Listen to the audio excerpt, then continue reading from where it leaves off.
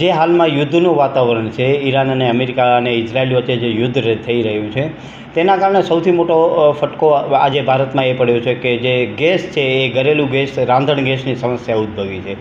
હવે રાંધણ ગેસની સમસ્યા લોકોના ઘરે ન ઉદ્ભવાય તેના માટે કોમર્શિયલ જે સિલિન્ડરો છે તેના ઉપર કાપ મૂકી દેવામાં આવ્યો છે.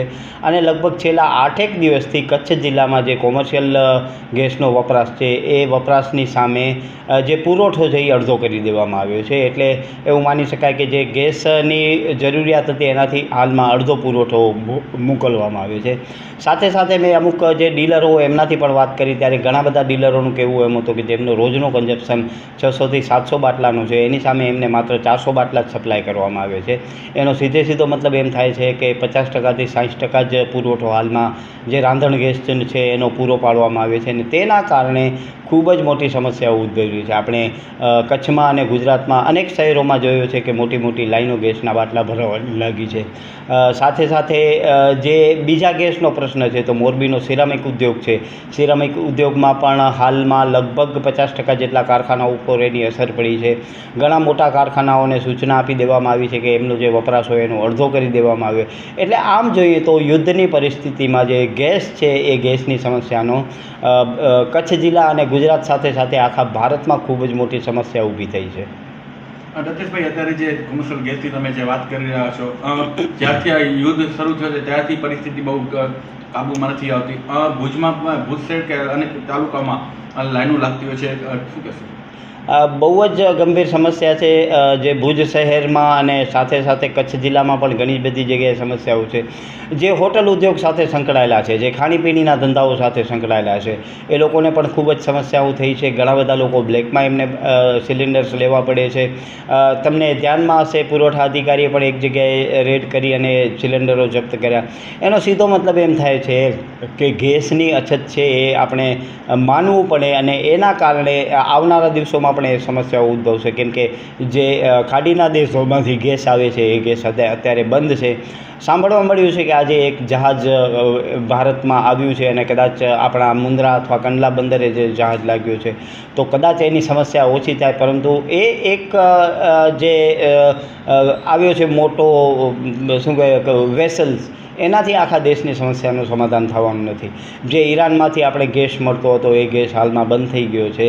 અને અત્યારે જે ગેસ લેવામાં આવે છે એ અમેરિકાથી જે ગેસ લેવામાં આવશે એ લગભગ એનો ટ્રાન્સપોર્ટેશન 7 થી 8 ગણો મોંઘો થશે.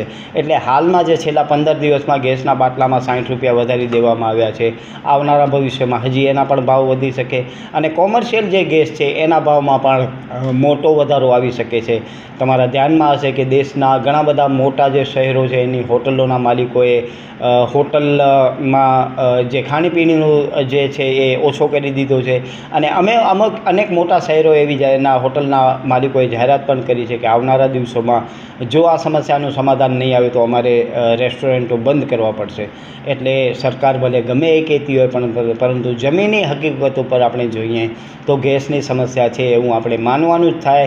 જે બુકિંગનો પીરિયડ હતો 21 દિવસનો એ પણ સરકારે 25 દિવસ કરી દીધો છે. જે ડિલિવરીનો સમય હતો 3 થી 4 દિવસમાં ડિલિવરી આવી જતી હતી, એ નોંધાવ્યા પછી 10-12 દિવસે સિલિન્ડરની ડિલિવરી આવે છે અને એ સમય પણ વધતો જાય છે. એટલે આવનારા ભવિષ્યમાં જો આનો કોઈ સમાધાન નહીં મળે તો જે ગૃહિણીઓ છે આપણા ઘરની અંદર જે રાંધણ ગેસની સમસ્યા છે એ તીવ્ર બની શકે છે. દત્તેશભાઈ, હમણાં જે થોડોક સમય પહેલે જે એક પશ્ચિમ એલસીબીએ એક જે ગેસના સિલિન્ડર જે ઝડપ્યા હતા, એ બાબત તમારું શું માનવું છે? હકીકતમાં તો એ જે એક જગ્યાએ ભંડારણ થાય છે એ બિલકુલ જ ન ચલાવી લેવામાં આવે. પરંતુ મારું એવું માનવું છે કે આવી કાર્યવાહી સદંતર ચાલુ રહેવી જોઈએ. માત્ર અત્યારે ગેસની અછત છે એટલા માટે જો કાર્યવાહી થતી હોય તો હું પુરવઠા અધિકારી અને એલસીબીને પણ કહેવા માંગીશ કે સામાન્ય દિવસોમાં આવી કાર્યવાહી કેમ નથી થતી. માની શકીએ એલસીબી કદાચ ન કરે તો પુરવઠા અધિકારીનું કામ શું છે?